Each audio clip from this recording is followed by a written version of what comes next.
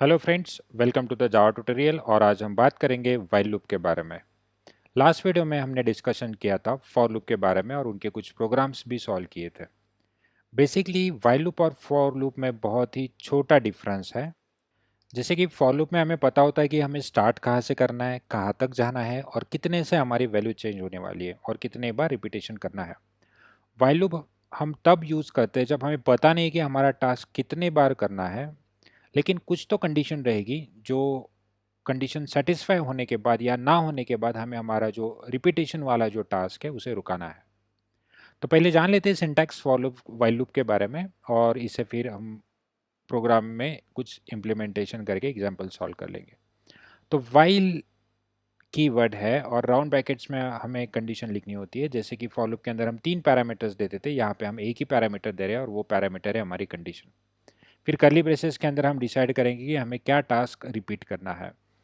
तो मान लो अगर सेम सिंटैक्स यूज़ करके मैं यहाँ पे लिख दूँ व्हाइल और यहाँ पे जो कंडीशन है वो मैंने लिख दी ट्रू, मतलब ये जो कंडीशन है वो हमेशा हमें ट्रू वैल्यू रिटर्न करेगी। और हम मैसेज प्रिंट कर रहे हैं system dot out dot println, और इस प्रिंटलन के अंदर मुझे मैसेज जो प्रिंट करना है वो है हेलो। तो यहाँ पे हम लोग देख सकते हैं कि हमारा जो कंडीशन है वो हमेशा ट्रू रहेगा क्योंकि हमने चेंज करने के लिए कोई पैरामीटर रखा ही नहीं है। तो वाइल ट्रू, अगर ये कंडीशन ट्रू है तो ये अंदर जाएगा और अपना काम करेगा, और हमने उसे काम दिया है हेलो को प्रिंट करना, तो पहले आपका हेलो प्रिंट हो जाएगा। फिर कोई कंडीशन नहीं है तो यहाँ से वापस जाएगा, फिर चेक करेगा कोई कंडीशन है क्या, कोई कंडीशन नहीं है, लूप हमेशा ट्रू रहेगा, अंदर जाएगा हेलो प्रिंट करेगा, फिर वापस जाएगा, फिर ट्रू मिलेगा, अंदर जाएगा हेलो प्रिंट करेगा। तो ये इनफाइनाइट टाइम आपका हेलो प्रिंट कर देगा। लेकिन हमें इनफाइनाइट टाइम तो नहीं करना है क्योंकि हमें लूप की कुछ कंडीशन आइडेंटिफाई करनी पड़ेगी कि मुझे लूप को रुकाना कब है, नहीं तो आगे का टास्क एग्जीक्यूट होगा ही नहीं। तो ये था इनफाइनाइट लूप का कंडीशन। चलो मान लेते कि मुझे कुछ वैल्यू मिल गई, वो वैल्यू हम कंसिडर कर लेते कि i इज इक्वल्स टू 1। हमारे पास एक वैल्यू i और हमने कुछ कंडीशन लिख दी इस तरीके से कि मुझे अगर hello n number of times print करना है, तो मान लो वो वैल्यू है 5, तो हम लॉजिकली कैसे लिखेंगे, अगर i की वैल्यू लेस देन और इक्वल्स टू 5 है तो इसके अंदर वाला जो टास्क है वो कितने बार एग्जीक्यूट होगा, 5 टाइम्स। तो हम यहाँ पे लिखेंगे system dot out dot println और यहाँ पे भी हम प्रिंट कर देंगे हेलो। फिर इसका एग्जीक्यूशन देखते हैं। तो यहाँ पे करंट वैल्यू कितनी है आई की, 1, तो आई हमारा कितना है 1। ओके, फिर आई की वैल्यू 1 है, 1 less than 5, yes condition true, अंदर आओ और हेलो को प्रिंट करो, तो यहाँ पे आपका हेलो प्रिंट हो जाएगा। फिर यहाँ पे आई की वैल्यू चेंज नहीं हो रही, आप यहीं से वापस चले जाओगे, अभी भी आई की वैल्यू कितनी है 1 विच इज़ लेस देन 5, फिर अंदर आएगा और आपका हेलो प्रिंट कर देगा। फिर वापस इस ब्रैकेट से आप वापस चले गए, आई की वैल्यू कितनी है 1 विच इज़ लेस देन 5, मतलब आई की वैल्यू चेंज हो ही नहीं रही है, आपने जो इनिशियलाइज की थी वैल्यू 1 वही वैल्यू रहेगी और ये हमेशा ट्रू रहेगा कंडीशन, क्योंकि 1 इज ऑलवेज लेस देन 5, तो ये कंडीशन हमेशा ट्रू मिलेगी और अंदर वाला task repeat repeat repeat execute होगा। तो ये भी लूप कितने बार एग्जीक्यूट होगा, इनफाइनाइट टाइम। लेकिन हमें इस लूप को सिर्फ 5 टाइम्स प्रिंट करना था, एग्जीक्यूट करना था, तो हेलो को 5 टाइम्स प्रिंट करना था। तो हमारी जो आई की वैल्यू है पहले 1 रहेगी, फिर 2 रहेगी, 3 रहेगी, 4 रहेगी, 5 रहेगी, तब जाके ये 5 टाइम्स एग्जीक्यूट होगा। मतलब मुझे आई की वैल्यू चेंज करनी पड़ेगी। तो ये जो आई की वैल्यू चेंज करनी पड़ेगी पर्टिकुलर वैल्यू से, वो चेंज कहाँ करना है, तो वो जो चेंज है वो हम इस लूप के अंदर कर देंगे। तो यहाँ पे इस स्टेटमेंट के बाद हम यहाँ पे एक और लाइन ऐड कर देंगे, that is I plus plus. अभी चेक कर लेते हैं, आई की करंट वैल्यू कितनी है 1, तो आई हमारा है 1। फिर 1 इज लेस देन 5, यस अंदर आओ और हेलो को प्रिंट करो, तो यहाँ पे प्रिंट हो जाएगा हेलो।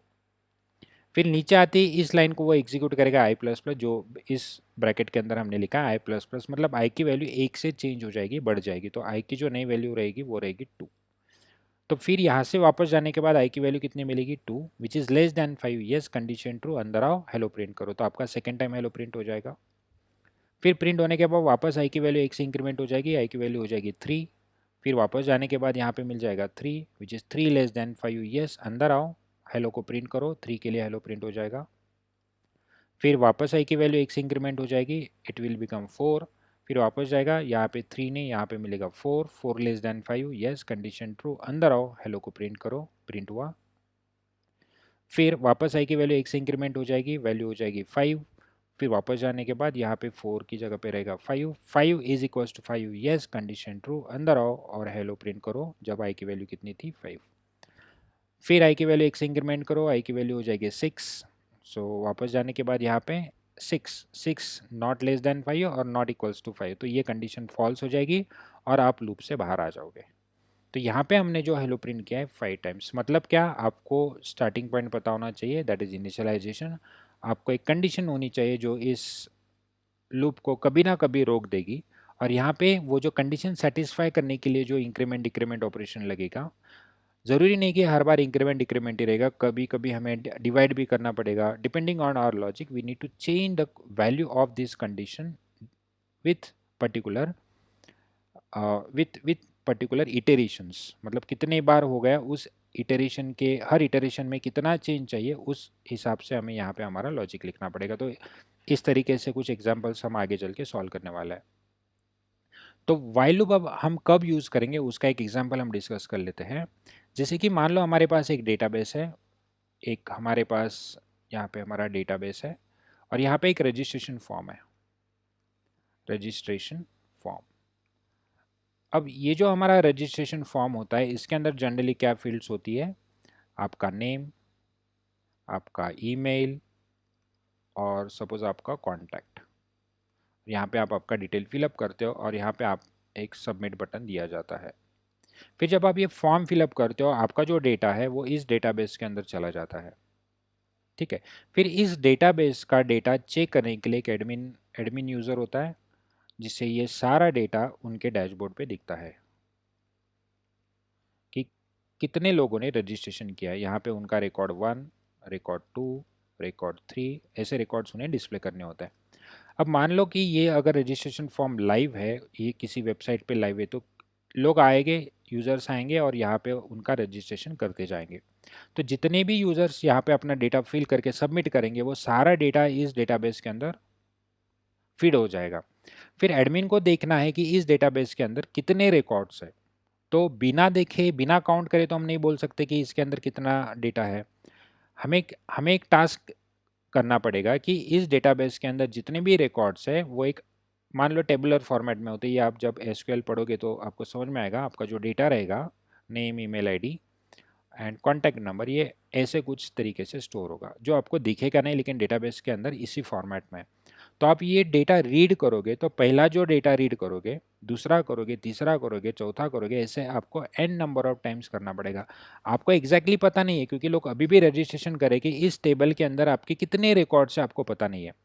आपका टास्क क्या है, इस रिकॉर्ड को रीड करना। तो यहाँ से आप डेटा रीड करोगे और यहाँ पे डिस्प्ले कर दोगे। तो आपको कितने रिकॉर्ड्स रीड करने हैं, सारे जितने डेटाबेस के अंदर है उतने, लेकिन कितने हैं मुझे नहीं पता। मुझे जब रीड करना, जब मैं एक एक रिकॉर्ड रीड करूँगा, एक रीड किया, दूसरा रीड किया, तीसरा रीड किया, चौथा रीड किया, और मुझे रीड करने के लिए कोई डेटा जब मिलेगा नहीं, तब जाके समझ में आएगा कि मेरा जो रीड करने का काम है वो रुका देना है। तो यही है हमारा व्हाइल लूप का यूज़, कि मुझे रिपीटेटिवली टास्क करना है। क्या टास्क दिया था हमने, रीड करने का, लेकिन ये कितने बार करना है नहीं पता, एग्जैक्टली हम काउंट नहीं बोल सकते, लेकिन जब मुझे रीड करने के लिए डेटा नहीं मिलेगा तब जाके रुकना है, वही मेरी वाइल कंडीशन होगी।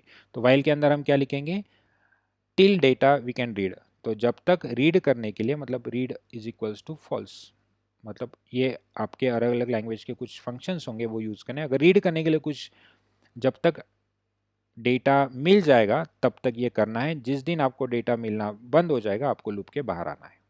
तो यही है वाइल लूप का यूज़। तो अभी जो हमने डिस्कशन किया है एक प्रोग्राम का 5 टाइम्स हेलो प्रिंट करने के लिए, उसे अभी हम इम्प्लीमेंट करके देखते हैं। तो यहाँ पे हमने ऑलरेडी एक फ़ोल्डर बना के रखा है। इस फोल्डर के अंदर हम एक फ़ाइल बनाएंगे, demo.java। आप कुछ भी नाम दे सकते हो, हमेशा आपके depending on the type of file you want to create. इस फाइल के अंदर हम एक क्लास बनाते हैं। जनरली हमने वही नाम रखा है जो हमने हमारे फाइल को नाम रखा था, सो क्लास डेमो। आपको लिखना होता है पब्लिक स्टैटिक वॉइड मेन, और यहाँ पे आपको मेन के अंदर लिखना होता है string array and it's variable name. फिर हमें देखना था वाइल लूप का सिंटैक्स, तो वाइल लूप का सिंटैक्स है वाइल राउंड ब्रैकेट्स, एंटर करके आपको लिखना है 2 कर्ली ब्रेसेस। तो ये हुआ वाइल लूप का सिंटैक्स। यहाँ पे हमने फर्स्ट टाइम लिखा था ट्रू, मतलब ये हमेशा ट्रू रहेगा, कोई कंडीशन नहीं है। और हमें जो काम करना था वो हमने दिया था system dot out dot println, और यहाँ पे हम हमारा मैसेज प्रिंट कर देंगे हेलो। फिर इस प्रोग्राम को हमने कंपाइल करके देखना है कि हमारा एग्जैक्टली आउटपुट क्या आता है। तो हम यहाँ पे लिखेंगे जावा सी डेमो डॉट जावा, और फिर हम लिखेंगे जावा डेमो। फिर आप देख सकते हो कि ये कंटिन्यूसली हेलो हेलो प्रिंट करना है, मतलब ये इनफाइनाइट लूप में चला गया, क्योंकि इसे यहाँ से जब वापस जाएगा तो ये कभी ब्रेक होगा ही नहीं। तो आपको अगर इसे ब्रेक करना है तो कंट्रोल सी प्रेस करना पड़ेगा, तब जाके ये ब्रेक हो जाएगा। फिर हमने एक वैल्यू ली थी, वो वैल्यू का हम वेरिएबल लेते हैं, सपोज इंटीजर आई जिसकी इनिशियल वैल्यू थी 1, और यहाँ पे हम कंडीशन डालने वाले थे that is I less than और इक्वल्स टू 5। हमेशा याद रखो जब भी आप रिलेशनल ऑपरेटर यूज़ करें तो यहाँ पे स्पेस नहीं चलेगा, ये कंटिन्यूएशन में होना चाहिए। आप इक्वल्स टू पहले भी नहीं लिख सकते हो, पहले लेस देन और ग्रेटर देन का सिंबल, फिर बाद में इक्वल्स टू। तो ये कंडीशन जब तक ट्रू रहेगी हेलो प्रिंट करेगी। तो जैसे कि हमने एक्सप्लेन किया था कि आई की वैल्यू 1 है जो कभी चेंज होगी ही नहीं, तो ये हेलो इनफाइनाइट टाइम प्रिंट करेगा। तो हम कंपाइल करके, सॉरी हमने कंपाइल किया नहीं, हम इसे कंपाइल कर लेते हैं। फिर कंपाइल करने के बाद आपको रन करके देखना है। तो ये बार बार हेलो प्रिंट कर रहा है, मतलब आई की वैल्यू 1 है जो हमेशा 5 से छोटी रहेगी, और ये रिपीट रिपीट अपना काम करता रहेगा। उसे हमें आई की वैल्यू चेंज करनी पड़ेगी। तो हमने इस स्टेटमेंट के बाद लिखा था आई प्लस प्लस, मतलब आई की वैल्यू हेलो प्रिंट होने के बाद 1 से बढ़ जाएगी, और यहाँ से वापस जाते टाइम वो नई वाली वैल्यू यहाँ पे यूज़ हो जाएगी। तो अभी हम देखते हैं, सॉरी हमें कंपाइल करना पड़ेगा हर बार जब भी हम कोड में चेंज करते हैं, तो हमें जावा सी से कंपाइल करना होता है, और फिर हम रन कर लेते हैं। तो यहाँ पे आप देख सकते हो कि आपका जो हेलो है वो 5 टाइम्स प्रिंट हुआ है। सो एक 1 2 3 4 एंड 5 के लिए। तो ये है वाइल लूप, और इसे हम इसी तरीके से लिख सकते हैं। अगर हम बात करें कि जो प्रोग्राम हमने फॉर लूप में किए, तो आप सारे प्रोग्राम्स यूजिंग वाइल लूप भी कर सकते हैं, लेकिन जैसे मैंने कहा था कि कुछ स्पेसिफिक डिफरेंस है जब हमें पता नहीं है कि ये अंदर वाला टास्क कितने बार करना है, लेकिन कुछ टाइम्स रिपीट करने के बाद उसे ब्रेक करना है, तो वो इस कंडीशन के ऊपर डिपेंड रहेगा। तो हमें उस टाइम वाइल लूप को यूज़ करना है। तो कुछ और प्रोग्राम करके देखते हैं, जैसे कि हमने इवन नंबर्स को प्रिंट किया था 1 to 10। तो यहाँ पे हमारा 1 से स्टार्ट होगा, 10 तक जाएगा, और आई के अंदर जो भी वैल्यू रहेगी उसे हमें प्रिंट करना है। तो हम लिखेंगे इफ़ वाइल के अंदर आई के अंदर जो भी वैल्यू है, अगर मैं इसे मॉड 2 कर दूँ तो इसका जो रिमाइंडर 0 आएगा, तो हम प्रिंट कर देंगे उस नंबर को। तो system dot out dot print L, और यहाँ पे हम प्रिंट कर देंगे आई को। और हर बार इफ़ के अंदर हम आई प्लस प्लस नहीं करेंगे, इफ़ के बाहर हम आई प्लस प्लस करेंगे। क्यों? क्योंकि अगर हमने इफ़ के अंदर कर दिया तो जब इवन नंबर रहेगा तभी वो आई की वैल्यू चेंज कर देगा। हमें ऐसा नहीं करना है, हमें हर बार आई की वैल्यू 1 2 3 4 5 चेंज करनी है। 1 से लेके 2 होना चाहिए, 2 से लेके 3 होना चाहिए, इसीलिए ये इस लूप का पार्ट रहेगा। और इफ़ के अंदर सिर्फ हमें प्रिंट करनी है आई की वैल्यू। तो हम इसे एग्जीक्यूट करके देखते हैं। तो पहले कंपाइल करिए और फिर रन करिए। तो यहाँ पे आप देखोगे हमने सारे इवन नंबर्स प्रिंट कर दिए हैं 2 से लेके 10 तक। तो लास्ट टाइम हमने फॉर लूप के टाइम जो एक्सरसाइज में प्रॉब्लम्स किए थे, मैं आपको रिकमेंड करता हूँ कि सेम एक्सरसाइज आप वाइल लूप के लिए भी करिए। अगर कोई प्रॉब्लम आती है, कोई दिक्कत आती है, तो आप कमेंट में लिख सकते हो। I will make a separate video on the same problems. So will see you in the next video.